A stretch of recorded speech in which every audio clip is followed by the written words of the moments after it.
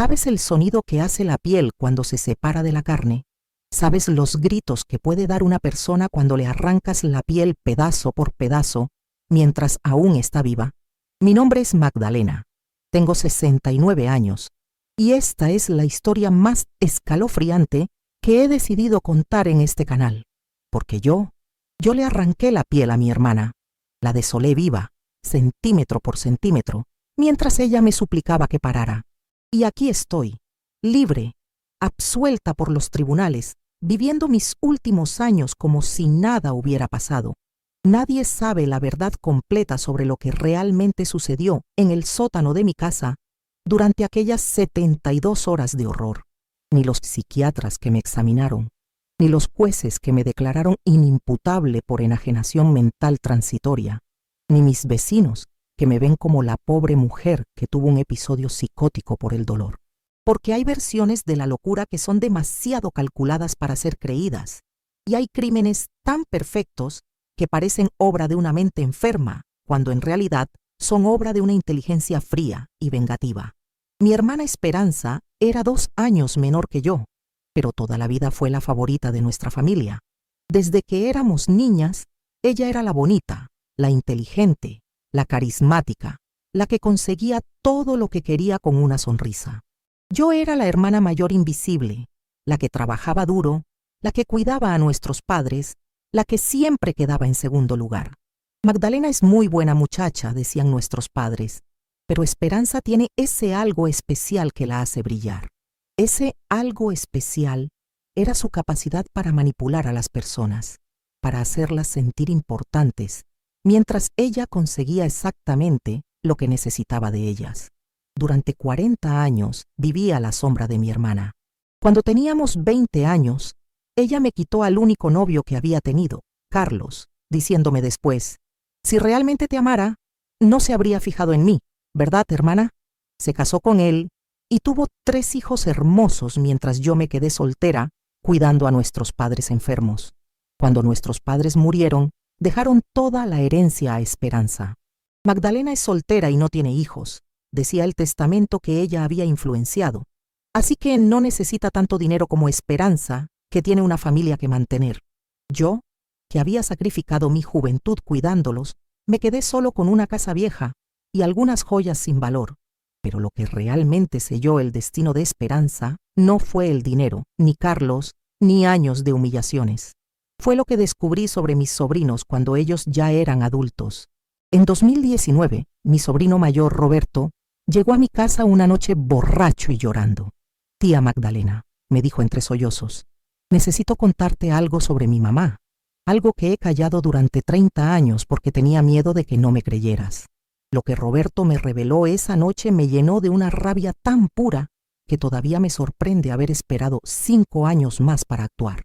Esperanza había estado abusando sexualmente de sus 3 hijos desde que eran pequeños.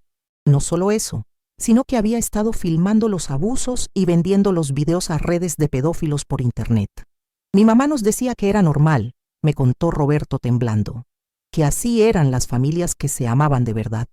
Cuando tratábamos de resistirnos, nos amenazaba con decirnos que éramos nosotros los pervertidos, que nadie nos creería si hablábamos. Los 3 hermanos habían crecido traumatizados, con problemas de drogas, relaciones destructivas, incapacidad para formar familias propias. Todo porque la maravillosa Esperanza había sido un monstruo disfrazado de madre amorosa. ¿Por qué nunca dijeron nada?, le pregunté. Porque mamá era muy inteligente, me explicó Roberto. Siempre nos llevaba al psicólogo cuando éramos niños. Siempre hablaba con los maestros sobre lo preocupada que estaba por nuestro comportamiento. Si alguno de nosotros hubiera hablado, habría parecido que éramos niños problemáticos, inventando historias para lastimar a nuestra madre perfecta. Durante 2 años después de esa revelación, traté de encontrar evidencias de los crímenes de Esperanza. Contraté detectives privados, busqué maneras de acceder a su computadora, intenté conseguir testimonios de otras víctimas, pero Esperanza había sido demasiado cuidadosa, demasiado inteligente. Fue entonces cuando decidí que la justicia legal no era suficiente para lo que mi hermana había hecho, que los crímenes más atroces a veces requieren castigos que ningún tribunal se atrevería a imponer. Y la oportunidad perfecta llegó en diciembre de 2023, cuando Esperanza me pidió ayuda para una emergencia médica. Magdalena, me llamó llorando por teléfono. Necesito que vengas a mi casa. Me caí por las escaleras y creo que me rompí la pierna. Carlos está de viaje y los niños no contestan sus teléfonos. Eres la única que puede ayudarme. Cuando llegué a su casa, Esperanza estaba efectivamente herida. Se había fracturado el tobillo y tenía dificultades para caminar. Gracias por venir, hermana, me dijo, con esa sonrisa manipuladora de siempre. Sabía que podía contar contigo. Por supuesto, le respondí dulcemente mientras la ayudaba a sentarse. Siempre he estado aquí para ti, ¿verdad? Esa noche le preparé té con una dosis generosa de sedantes que había estado guardando durante meses. Esperanza se durmió profundamente en su sillón favorito, sin imaginar que acababa de tomar la última bebida de su vida como persona libre. Cuando despertó 12 horas después, estaba atada con cadenas en el sótano de mi casa, completamente desnuda, con una mesa llena de herramientas quirúrgicas a su lado. ¿Qué está pasando, Magdalena?, me preguntó confundida. ¿Por qué estoy aquí? Porque es hora de que pagues por lo que les hiciste a tus hijos. Le respondí mostrándole un bisturí afilado. Vamos a jugar un juego, Esperanza. Se llama justicia. Durante las siguientes 72 horas, le arranqué la piel a mi hermana pedazo por pedazo, empezando por los dedos de los pies y subiendo lentamente hacia el torso. Cada centímetro de piel que le quitaba era por un día de trauma que les había causado a mis sobrinos. Por favor, Magdalena, me suplicaba entre gritos. Lo que sea que creas que hice, podemos hablarlo. Somos hermanas, nos amamos. ¿Nos amamos?, le pregunté mientras le arrancaba la piel del muslo izquierdo. Como tú amabas a Roberto cuando tenía 8 años y lo obligabas a hacer cosas que ningún niño debería hacer. La confesión completa de Esperanza salió durante el segundo día, cuando el dolor la había quebrado completamente.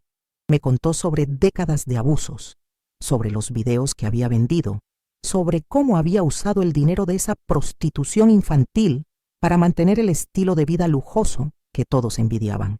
Lo hice porque los amaba, me dijo mientras yo le quitaba la piel de los brazos. Era mi forma de demostrarles amor. Ellos lo entendían, participaban voluntariamente. Esa mentira me enfureció tanto que casi la mato en ese momento, pero me contuve. Esperanza tenía que sufrir tanto como habían sufrido sus hijos durante años.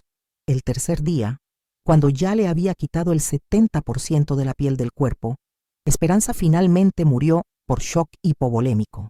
Sus últimas palabras fueron: «Siempre fuiste la hermana fea, Magdalena. Nadie va a creerte cuando cuentes tu versión de esta historia». Pero ahí se equivocó, porque yo había planeado todo para que pareciera exactamente lo contrario. Cuando Esperanza murió, empezó la parte más importante de mi plan: crear la escena perfecta para mi defensa por enajenación mental. Durante las siguientes 6 horas, me torturé a mí misma de maneras que los investigadores interpretarían como evidencia de un episodio psicótico. Me golpeé la cabeza contra las paredes del sótano hasta sangrar profusamente. Me mordí las manos hasta dejarlas irreconocibles. Me arranqué mechones de cabello y me rasguñé el rostro con las mismas herramientas que había usado con Esperanza. Cuando la policía me encontrara, parecería una mujer que había perdido completamente la razón. Entonces llamé a mi sobrino Roberto. «Ven rápido», le dije con voz quebrada y confusa. «Tu mamá está aquí, pero algo malo pasó. Hay mucha sangre. No recuerdo qué pasó. Creo que me volví loca». Cuando Roberto llegó y vio la escena en mi sótano, vomitó inmediatamente. Su madre estaba colgada de cadenas, con la mayor parte de la piel arrancada, en un estado que parecía obra de un demente. Y yo estaba sentada en el suelo, cubierta de sangre, golpeada, aparentemente en shock profundo.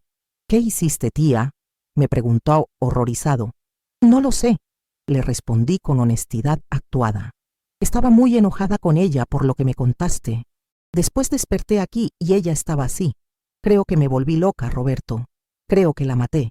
Roberto llamó a la policía, pero antes les dije: «Cuéntales todo lo que ella te hizo. Cuéntales por qué yo estaba tan enojada.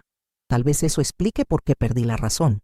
Cuando llegaron los investigadores, encontraron una escena que parecía sacada de una película de horror.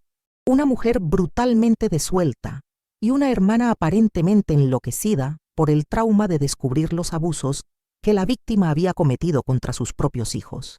La estrategia funcionó perfectamente. Los 3 sobrinos de Esperanza testificaron sobre años de abuso sexual. Roberto presentó evidencias de los videos que su madre había vendido por internet. Los psiquiatras determinaron que yo había sufrido una reacción psicótica aguda al enterarme de los crímenes de mi hermana contra niños inocentes. La acusada actuó en un estado de enajenación mental completa, declaró el psiquiatra forense. El trauma de descubrir que su hermana había abusado sexualmente de sus sobrinos durante décadas causó una ruptura temporal con la realidad. En ese estado, la señora Magdalena no era responsable de sus acciones. Durante el juicio, me presenté como la tía devastada que había perdido la razón al descubrir la verdad horrible sobre su hermana. Los jueces, el jurado, los medios de comunicación, todos me vieron como una víctima secundaria de los crímenes de Esperanza. Es una tragedia, decían los reporteros. Una mujer bondadosa que dedicó su vida a cuidar a su familia, destruida mentalmente al descubrir que su hermana era un monstruo. El verdadero criminal aquí era Esperanza, no su pobre hermana que perdió la razón por el horror. Fui declarada inimputable y enviada a un hospital psiquiátrico por tratamiento en lugar de prisión. Durante 2 años fingí estar recuperándome lentamente de mi episodio psicótico. Tomaba medicamentos que no necesitaba. Asistía a terapias donde inventaba traumas y culpas, actuaba como una mujer quebrada que lentamente recuperaba la cordura. Los doctores estaban fascinados por mi caso. Es notable, decían en sus informes, cómo la mente humana puede fragmentarse completamente ante un trauma emocional extremo y luego reconstruirse gradualmente con el tratamiento adecuado. En 2026 fui dada de alta como completamente recuperada. Los psiquiatras declararon que había superado mi episodio psicótico y que no representaba ningún peligro para la sociedad. La señora Magdalena ha procesado adecuadamente el trauma que causó su ruptura mental, dijeron. Está lista para reintegrarse a la sociedad. Salí del hospital psiquiátrico como una heroína trágica. Las organizaciones de protección infantil me invitaron a dar charlas sobre cómo reconocer signos de abuso sexual en familias aparentemente normales. Los medios me presentaron como un ejemplo de supervivencia y recuperación. Su experiencia traumática, escribieron los periodistas, la ha convertido en una defensora poderosa de los derechos de los niños. Su testimonio sobre cómo el abuso puede esconderse detrás de fachadas familiares perfectas ha ayudado a salvar a docenas de menores en situaciones similares. Durante mis charlas públicas contaba la versión oficial de mi historia, cómo había descubierto los crímenes de mi hermana, cómo había perdido temporalmente la razón, cómo había luchado por recuperarme. La audiencia lloraba, me aplaudía, me veía como una víctima que había encontrado propósito en su dolor. Pero la parte más satisfactoria de todo esto era ver a mis sobrinos. Roberto, Carmen y Miguel habían usado la muerte de su madre para liberarse completamente de sus traumas. Habían entrado a terapia intensiva, habían formado familias propias, habían encontrado paz sabiendo que su abusadora nunca más podría lastimarlos. Gracias, tía, me dijo Roberto en privado después de mi primera charla pública. Sé que lo que pasó fue terrible para ti, pero tu sacrificio mental salvó nuestras vidas. Mamá nunca habría parado de lastimarnos si no fuera porque tú perdiste la razón y la detuviste. Roberto creía genuinamente que yo había perdido la razón por amor hacia ellos. La idea de que hubiera planeado meticulosamente la tortura y muerte de su madre era impensable para él. Yo era la tía heroica que había pagado el precio de la locura por protegerlos. Ahora, antes de continuar con la confesión más escalofriante de toda esta historia, necesito pedirte algo. Si este relato ya te ha estremecido hasta los huesos, si ya sientes el horror de lo que una mente puede planificar cuando está verdaderamente enojada, por favor dale me gusta a este video. Solo tienes que hacer clic en el botón con el pulgar hacia arriba. Y si quieres seguir escuchando confesiones como esta, suscríbete al canal. ¿Ves ese botón negro que dice suscribirse? Solo haz clic ahí. Es muy fácil. Y así no te perderás ninguna de las historias que tengo que contar. porque lo que viene a continuación, la verdad sobre por qué realmente desolé viva a mi hermana, te va a chocar el corazón. La verdad es que yo sabía sobre los abusos de Esperanza desde hacía más de 20 años. No los había descubierto cuando Roberto me lo confesó en 2019. Los conocía desde que mis sobrinos eran niños y nunca hice nada para detenerlos.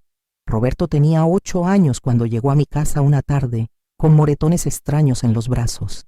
¿Qué te pasó, mi amor?, le pregunté.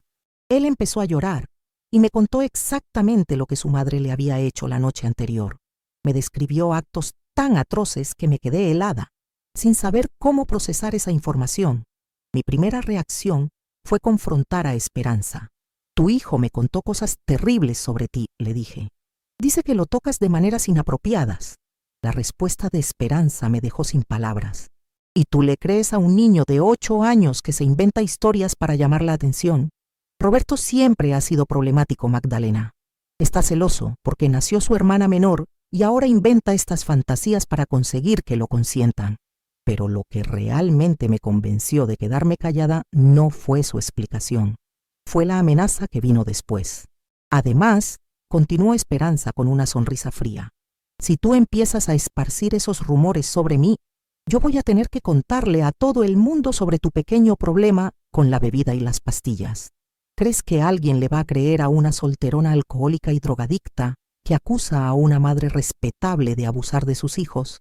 Era verdad que yo tenía problemas con el alcohol y los tranquilizantes. Había desarrollado esas adicciones como manera de lidiar con la depresión de una vida desperdiciada cuidando a nuestros padres. Esperanza sabía que mi credibilidad estaba comprometida y que cualquier acusación que hiciera sería desestimada inmediatamente. Durante los siguientes 15 años, fui testigo silenciosa de la destrucción de mis sobrinos. Los veía llegar a mi casa con comportamientos extraños, pesadillas, problemas escolares, señales obvias de abuso. Pero cada vez que pensaba en hablar, recordaba la amenaza de Esperanza y me quedaba callada. Carmen, la hija menor, llegó a mi casa a los 10 años con una infección urinaria que claramente había sido causada por abuso sexual. Se cayó de la bicicleta. Me mintió Esperanza cuando la llevó al médico. Los niños siempre se están lastimando de maneras extrañas. Miguel, el hijo del medio, intentó suicidarse a los 13 años tomando una sobredosis de mis tranquilizantes. Cuando despertó en el hospital, me agarró de la mano y me susurró: «Tía, ¿por qué nunca nos ayudas cuando te contamos lo que mamá nos hace?». Esa pregunta me partió el alma, pero seguí sin hacer nada. Seguí eligiendo mi comodidad y mi reputación por encima de la seguridad de 3 niños inocentes. La verdad es que durante 20 años fui cómplice de los abusos de Esperanza. No por ignorancia, no por incredulidad, sino por cobardía pura. Sabía exactamente lo que estaba pasando y elegí no intervenir porque me convenía mantener la paz familiar. Cuando Roberto finalmente me contó toda la verdad en 2019, no estaba revelándome algo nuevo. Estaba confrontándome con algo que yo había sabido siempre y había elegido ignorar. «Tía», me dijo llorando, «tú sabías, ¿verdad? Todos estos años, tú sabías lo que nos estaba haciendo». «Sí», le admití finalmente. «Sabía y no hice nada. Soy tan culpable como ella de lo que te pasó». Roberto me miró con una mezcla de dolor y comprensión. «Entonces tienes que ayudarnos ahora», me dijo. «Tienes que hacer algo para detenerla antes de que encuentre nuevas víctimas. Mamá está empezando a acercarse a los hijos pequeños de nuestros vecinos. El patrón se está repitiendo». Fue entonces cuando entendí que mi silencio de 20 años no había sido solo cobardía. Había sido complicidad activa en un ciclo de abuso que continuaría indefinidamente si yo no lo detenía. No maté a Esperanza por justicia, la maté por culpa, por 20 años de saber la verdad y no hacer nada, por ser tan responsable de la destrucción de mis sobrinos como lo era ella. La tortura que le infligí durante esas 72 horas no fue solo castigo por sus crímenes, fue castigo por los míos también. Cada centímetro de piel que le arranqué era por cada día que había elegido quedarme callada, mientras ella destrozaba a esos niños. ¿Sabes por qué realmente estás haciendo esto?, me preguntó Esperanza durante el segundo día, cuando el dolor la había vuelto lúcida. No es por los niños, Es porque te odias a ti misma por haber sido cobarde durante tanto tiempo. Me estás matando para castigarte a ti misma. Tenía razón. La manera brutal en que la maté no fue solo venganza contra ella. Fue un acto de autoflagelación por mi propia complicidad. Cada grito que le arranqué era un grito que yo había estado conteniendo durante 20 años. Pero había algo más. Algo que ni siquiera Roberto sabe hasta el día de hoy. Durante esos 20 años de silencio, yo también había sido víctima de Esperanza. No de abuso sexual, pero sí de chantaje emocional sistemático. Ella había usado mi conocimiento de sus crímenes para controlarme completamente. Recuerda, Magdalena, me decía cada vez que yo cuestionaba algo: tú también eres culpable de esto. Si alguna vez sales a la luz, yo me aseguraré de que todo el mundo sepa que sabías desde el principio y no hiciste nada para detenerme. ¿Cómo crees que te van a ver cuando sepan que fuiste cómplice del abuso de 3 niños durante décadas? Esperanza había convertido mi silencio en una cadena que me ató a ella durante 20 años. Cada día que pasaba sin denunciarla, me hacía más culpable, más vulnerable a su chantaje, más incapaz de escapar de su control. Matarla no fue solo eliminar a una abusadora, fue liberarme a mí misma de 2 décadas de esclavitud emocional. Y la confesión que finalmente le arranqué durante sus últimas horas reveló algo que cambió completamente mi perspectiva sobre toda nuestra historia familiar. Detente un momento. Si esta historia ya te ha movido por dentro, imagina lo que viene después. Suscríbete ahora.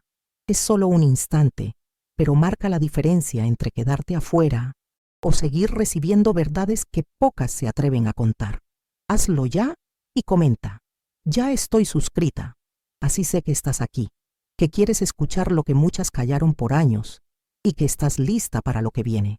Durante sus últimas horas de agonía, cuando ya le había arrancado casi toda la piel del torso y sabía que iba a morir, Esperanza me hizo una confesión que cambió todo lo que creía saber sobre nuestra infancia. Magdalena, me dijo con una voz apenas audible, hay algo que nunca te dije sobre por qué papá siempre te prefería a ti cuando éramos niñas. Algo que explica por qué yo me volví así. ¿De qué hablas?, le pregunté mientras le arrancaba un pedazo de piel del hombro.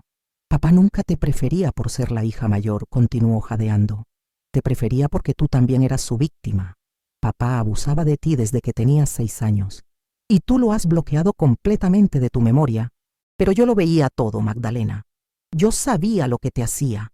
Sus palabras me golpearon como un rayo. No podía ser verdad. Yo recordaba perfectamente mi infancia, y nuestro padre había sido un hombre cariñoso pero distante, nunca abusivo. Estás mintiendo, le grité clavándole el bisturí en el brazo. Estás inventando esas cosas para hacerme sentir culpable, para que pare de torturarte. No estoy mintiendo, me respondió con una tranquilidad aterradora. ¿Por qué crees que nunca te casaste? ¿Por qué crees que siempre tuviste problemas con el alcohol y las pastillas? ¿Por qué crees que te quedaste en esa casa cuidando a papá hasta que murió, como si fueras su esposa en lugar de su hija? Cada pregunta de Esperanza me golpeaba como una bofetada. Era verdad que mi relación con nuestro padre había sido extrañamente intensa. Era verdad que me había quedado cuidándolo durante años cuando podría haber hecho mi propia vida. Era verdad que tenía lagunas en mi memoria de la infancia que nunca había cuestionado. Papá te violaba 3 veces por semana desde que tenías 6, hasta que cumpliste 15 años, continuó Esperanza mientras yo le quitaba la piel de las piernas. Siempre en el sótano, siempre después de que mamá se durmiera. Yo los escuchaba desde mi cuarto, pero era muy pequeña para entender lo que estaba pasando. Si eso fuera verdad, le dije temblando, ¿por qué nunca me dijiste nada? ¿Por qué nunca me ayudaste? Esperanza sonrió con una crueldad que me heló la sangre, incluso en su estado agonizante. Porque cuando cumpliste 15 años y te desarrollaste completamente, papá perdió interés en ti, y entonces empezó conmigo. Pero para entonces yo ya sabía lo que era el abuso, ya sabía que era algo terrible, y te odié por haberle gustado más tiempo a él que a mí. La revelación me destrozó completamente. Durante 40 años había vivido odiando a Esperanza por ser la favorita de nuestro padre, cuando la verdad era que las dos habíamos sido sus víctimas. Pero mientras yo había bloqueado los recuerdos para sobrevivir, Ella los había mantenido vivos y los había dejado envenenar su alma. ¿Sabes por qué abusé de mis hijos?, me preguntó, mientras le arrancaba los últimos pedazos de piel de los brazos. Porque quería que ellos sintieran el mismo dolor que yo sentí. Quería que entendieran lo que era ser la víctima de alguien que se supone que te ama. Era mi forma de procesar el trauma que papá nos causó a las dos. Esperanza había convertido a sus propios hijos en víctimas para vengarse del abuso que había sufrido en su infancia. Su monstruosidad no era inexplicable. Era el resultado directo del trauma que nuestro padre le había causado. Pero tú, continuó con sus últimas fuerzas, tú encontraste una forma diferente de procesar el trauma. Te convertiste en la cuidadora perfecta, la hija abnegada, la hermana sacrificada. Reprimiste todos los recuerdos del abuso y te dedicaste a ser la víctima perfecta para el resto del mundo. Sus palabras me obligaron a confrontar una verdad que había estado evitando toda mi vida. Yo no era la heroína trágica de esta historia. Era otra víctima rota que había elegido una forma diferente de lidiar con el trauma, pero que había sido igualmente destruida por él. Y ahora me estás desollando viva, susurró Esperanza con su último aliento. No porque yo haya abusado de mis hijos, sino porque finalmente recordaste lo que papá te hizo a ti. Me estás matando porque soy el espejo que te muestra lo que el abuso puede convertir a una persona. Esperanza murió con esas palabras en sus labios, y yo me quedé sola en el sótano con la horrible comprensión de que acababa de torturar hasta la muerte a alguien que había sido tan víctima como yo. Durante las horas siguientes, mientras preparaba la escena para mi defensa por enajenación mental, empecé a recuperar fragmentos de recuerdos que había bloqueado durante décadas. Imágenes borrosas de nuestro padre llevándome al sótano, de sus manos tocándome de maneras que una niña de 6 años no debería ser tocada, de su voz diciéndome que era nuestro secreto especial. Los recuerdos llegaron como una avalancha durante los meses siguientes. Durante mi estadía en el hospital psiquiátrico, no estaba fingiendo estar loca. Realmente, estaba procesando el redescubrimiento de un trauma que había reprimido durante 40 años. Los doctores estaban fascinados por mi caso, por razones que nunca entendieron completamente. No era solo una mujer que había perdido la razón al descubrir el abuso de su hermana. Era una víctima de abuso infantil que había recuperado memorias reprimidas y había reaccionado con violencia extrema. Es notable, decían en sus informes, cómo el cerebro puede protegernos de traumas demasiado severos para procesar y luego liberarlos décadas después cuando estamos emocionalmente preparados para confrontarlos. Cuando salí del hospital, no solo era una mujer que había matado a su hermana abusadora, era una sobreviviente de abuso infantil que había encontrado una forma retorcida de sanar, confrontando el trauma de su infancia. Las charlas que doy ahora sobre protección infantil no son solo sobre reconocer signos de abuso en otros, son sobre mi propia experiencia como víctima que reprimió recuerdos durante décadas y luego reaccionó con violencia cuando finalmente los enfrentó. El abuso infantil, les digo a las audiencias, puede manifestarse de maneras impredecibles décadas después. A veces las víctimas se convierten en abusadores, como mi hermana. A veces se convierten en cuidadores obsesivos, como yo. Y a veces, cuando esos dos caminos se encuentran, el resultado puede ser devastador para todos los involucrados. Hoy, a los 69 años, finalmente entiendo toda la verdad sobre mi familia. Nuestro padre nos abusó a las dos cuando éramos niñas. Esperanza procesó ese trauma convirtiéndose en abusadora. Yo lo procesé convirtiéndome en víctima perpetua. Y cuando nuestros dos traumas finalmente colisionaron, el resultado fue una violencia tan extrema que destrozó lo que quedaba de nuestra familia. ¿Me arrepiento de haber desollado viva a mi hermana? La respuesta cambia cada día. Algunos días pienso que era una monstruo que se merecía sufrir por lo que les hizo a sus hijos. Otros días pienso que era una víctima rota que necesitaba ayuda, no venganza. Pero lo que nunca cambia es esta certeza. Hay traumas que nos convierten en versiones distorsionadas de nosotros mismos, y cuando esas versiones distorsionadas se enfrentan, el resultado puede ser más brutal que cualquier cosa que podamos imaginar. Mis sobrinos nunca sabrán la verdad completa sobre por qué maté a su madre. Para ellos, Soy la tía heroica que sacrificó su salud mental para protegerlos, y tal vez es mejor así. Tal vez hay verdades que son demasiado complejas, demasiado dolorosas para ser compartidas. Si esta historia te ha partido el alma, dale me gusta, haciendo clic en el botón del pulgar hacia o en arriba. Si quieres más confesiones como esta, suscríbete presionando el botón negro que dice suscribirse. Es muy fácil, solo un clic. Comenta si has vivido traumas familiares o si crees que hay crímenes que el dolor puede explicar, aunque no justificar.